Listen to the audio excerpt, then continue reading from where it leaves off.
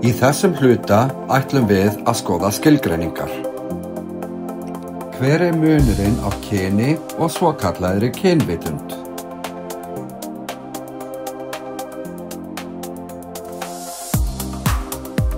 Þegar við skoðum skilgreininguna á orðinu kona samkvæmt líffræðinni, þá þýðir orðið einfaldlega fullorðið kvendýr af tegundinni Homo sapiens, sem jú við, manneskjur.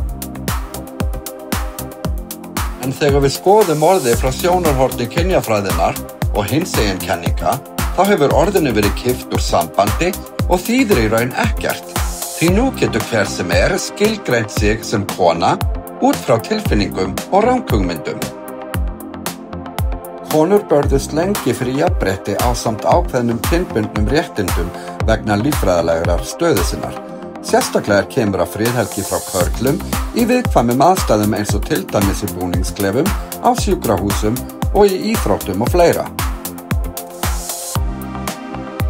Þá svo sem ekki nein furða að menn spyrji sig hver tilgangur með kvenréttindum sé. En þetta hefur ekki aðeins áhrif á konur og stúlkur, heldur breyti þetta hvernig við skilgreinum fleiri atriði eins og kynhneigð.